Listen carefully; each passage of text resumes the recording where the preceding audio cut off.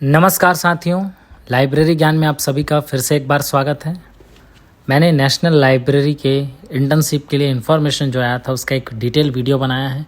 इस वीडियो पर कई बच्चों का कमेंट है और कई बच्चे पर्सनली मैसेज किए हैं कि सर ये फॉर्म को कैसे भरना है मुझे बता दीजिए।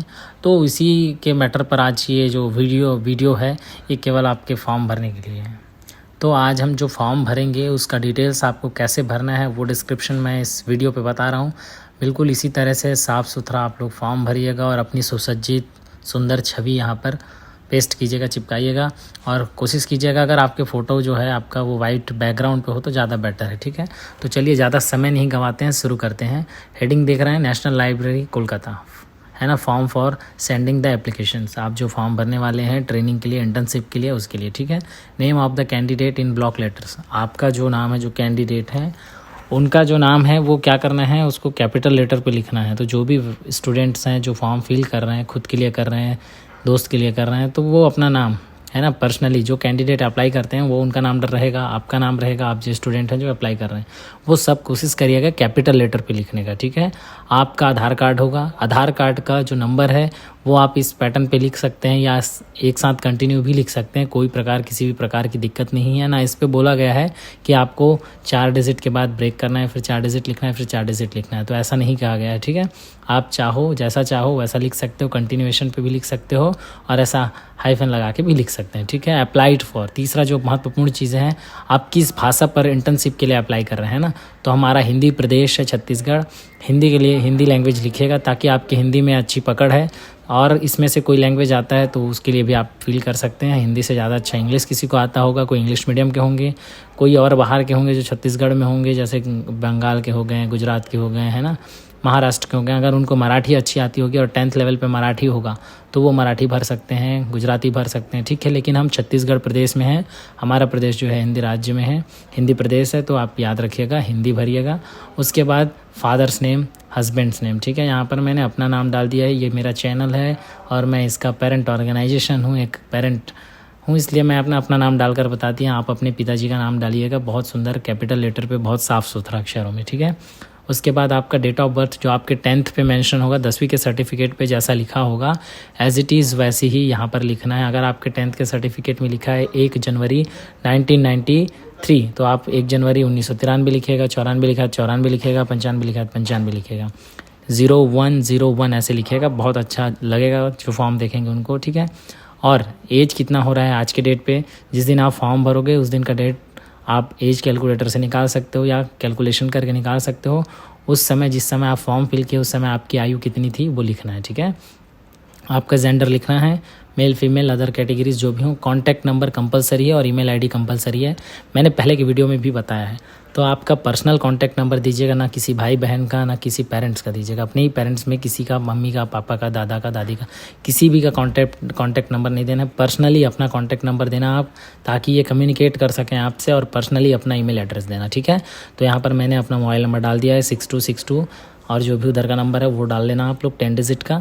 ईमेल आईडी आपका पर्सनली होना चाहिए और ईमेल जब फॉर्म फिल करके भेज दोगे उसके बाद से ईमेल कंटिन्यू आपको चेक करना है। ठीक है, आपका एड्रेस जो घर का एड्रेस है, एक परमानेंट एड्रेस होता है और एक आप जहाँ अभी रह रहे हैं उसका एड्रेस होता है। ठीक है, तो वो जो एड्रेस है वो आप प्रॉपर करके टाइप करिएगा। ठीक है, प्रॉपर करके टाइप ऐसे करिएगा, जैसे टाइप करने का अर्थात है लिखिएगा हाथ से। अगर आप आज जैसे बिलासपुर में रहकर पढ़ रहे हैं तो एट प्रेजेंट का एड्रेस बिलासपुर डालिएगा और परमानेंट एड्रेस में अपना होम टाउन का एड्रेस डालिएगा। ठीक है, मैंने यहाँ पर ऐसे लिख दिया है, लाइब्रेरी ज्ञान Bilaspur Chhattisgarh with pin code. गली मोहल्ला है तो भी ज़रूर लिखिएगा, क्योंकि बहुत इंपॉर्टेंट है, जब किसी चीज़ को पोस्ट के थ्रू भेजा जाता है तो आपके पास सही सलामत पहुँचना चाहिए। ठीक है, तो होता है कभी कभार अगर एडमिट कार्ड जैसे ईमेल के थ्रू, वैसे ईमेल के थ्रू दे देता है, कभी ऐसा कुछ कम्युनिकेशन सिस्टम है, कभी कुछ नेटवर्क एरर XYZ है, तो आपको वो लेटर के थ्रू कांटेक्ट करे तो कम से कम आपका कम्युनिकेशन एड्रेस जो है वो सही सलामत और परमानेंट आप अच्छे से दिए रहो। ठीक है, आगे बढ़ते हैं। नेशनलिटी आपकी क्या है, आप भारतीय हैं, बिल्कुल ये डालिएगा। इसके बाद देखिए आपके एकेडमिक क्वालिफिकेशन के बारे में लिखा हुआ है। एकेडमिक क्वालिफिकेशन पे सबसे पहले मैट्रिकुलेशंस लिखा है, फिर इंटरमीडिएट, हायर सेकेंडरी, फिर ग्रेजुएशन, उसके बाद लिखा है एमलिब, उसके बाद लिखा है बीलिब। ठीक है, तो आप याद रखिएगा, सबसे पहले 10th का भरिएगा। 10th में आप Chhattisgarh board of secondary education से क्वालिफाइड हुए होंगे, बिल्कुल लिखिएगा। कौन सी ईयर में पास आउट हुए हैं उसको लिखिएगा। आपके सर्टिफिकेट भी लिखा रहता है, ये सब सही सही भरिएगा, क्योंकि आपका डॉक्यूमेंट वेरिफिकेशन होगा और इसी परसेंटेज से आपका स्कोर कार्ड बनेगा, जिससे आप शॉर्ट लिस्टेड हो रहे हैं कि नहीं हो रहे हैं ये भी आपको पता चलेगा। ठीक है, अब यहाँ पर सब्जेक्ट्स की बारी आती है। तो 10th में हो जाता है हमारा कंपलसरी सब्जेक्ट जो लेते हैं। ठीक है, तो यहाँ पर ऑल कंपलसरी सब्जेक्ट लिखिएगा जितने भी CGBSE से पढ़े हैं। ठीक है, उसके बाद अब बात आती है परसेंटेज और CGPA। अगर कोई CBSE वगैरह से पढ़ा है तो वो अपना CGPA विथ परसेंटेज डाल सकता है। ठीक है, और जो Chhattisgarh board of secondary education से पढ़े हैं वो अपना परसेंटेज डालिएगा। ठीक है, मैंने यहाँ पर 85% डाल दिया है। इंटरमीडिएट हायर सेकेंडरी स्कूल में फिर भी आप 12वीं कहाँ से पढ़े वो डालना।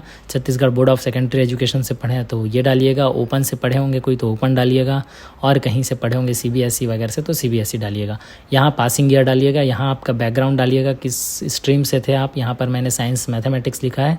12th में कितने 82%। ठीक, आगे बढ़ते हैं, ग्रेजुएशन की बात करते हैं। ग्रेजुएशन में मैंने कहाँ से किया था, कौन सी यूनिवर्सिटी से मैंने ग्रेजुएशन किया, तो अटल बिहारी वाजपेयी विश्वविद्यालय बिलासपुर। पासिंग ईयर लिखिएगा 2000 जो भी है ईयर है। किस स्ट्रीम से मैंने ग्रेजुएशन किया, आर्ट्स साइंस, वो लिखिएगा। कितना परसेंटेज मिला वो लिखिएगा। ओवरऑल परसेंटेज लिखिएगा, फर्स्ट ईयर, सेकेंड ईयर या केवल फाइनल ईयर, ऐसा नहीं लिखना है ना। तीनों का एग्रीगेट आपके फाइनल ईयर के मार्कशीट पे मेंशन होता है, वो लिखिएगा। ठीक है, आगे बढ़ते हैं। उसके बाद आता है आपका एमलिस और बीलिस, है ना।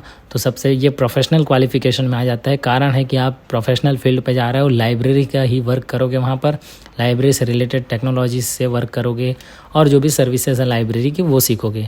तो मैटर हमारा स्कोर कार्ड में बीलिस और एमलिस करता है। ठीक है, तो bachelor of library and information science आपने किस विश्वविद्यालय से किया है वो, और master of library and information science किस विश्वविद्यालय से किया है वो, ये दोनों चीज़ देखना जरूरी है। तो मैंने एमलिस जो है गुरु घासीदास विश्वविद्यालय से किया है और बीलिस जो है अटल बिहारी वाजपेयी विश्वविद्यालय से किया है। ये दोनों विश्वविद्यालय का नाम लिखा।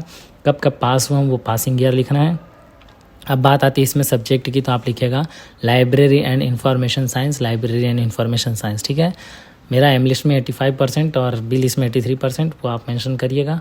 ठीक, लैंग्वेज नोन में आप लिखिएगा क्या क्या आपको लैंग्वेज आता है। तो पहला है हिंदी, रीड राइट स्पीक तीनों पे राइट क्लिक करिएगा आप लोग।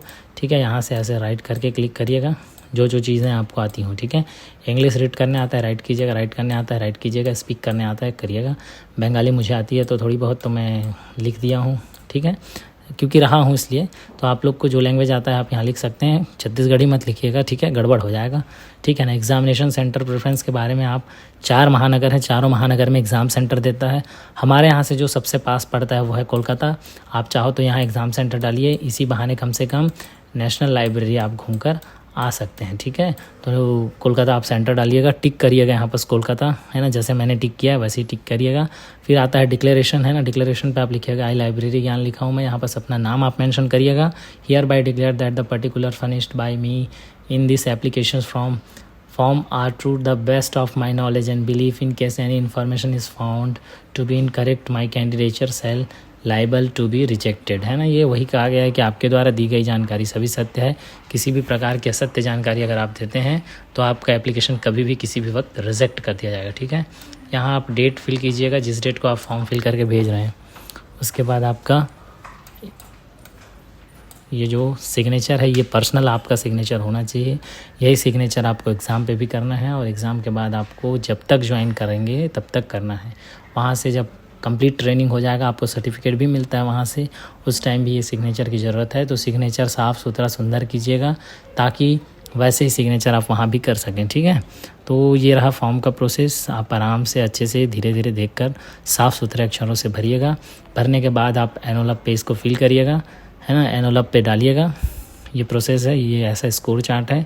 स्कोर चार्ट से रिलेटेड किसी को कोई दिक्कत हो तो प्लीज़ कमेंट करिएगा, उसके लिए 2-3 मिनट का शॉर्ट वीडियो बना दूंगा या पर्सनली मुझे कांटेक्ट करिएगा, मैं बता दूंगा। ठीक है, अब देखिए यहाँ पर एड्रेस की बात आती है कि कहाँ इसे भेजना है ना। तो इस फॉर्म पे लिखा हुआ है new Alipur road national library. ठीक है,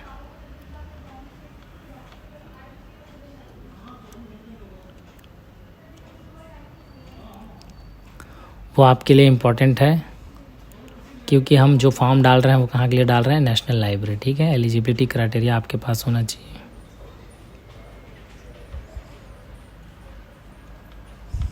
ठीक, तो साथियों आज के वीडियो में केवल इतना ही। वीडियो अच्छा लगा होगा तो चैनल लाइक कीजिएगा, सब्सक्राइब कीजिएगा, शेयर कीजिएगा और ऐसी ही अधिक जानकारी के लिए आपको मैं बहुत अच्छे वीडियोस बनाकर देने वाला हूं।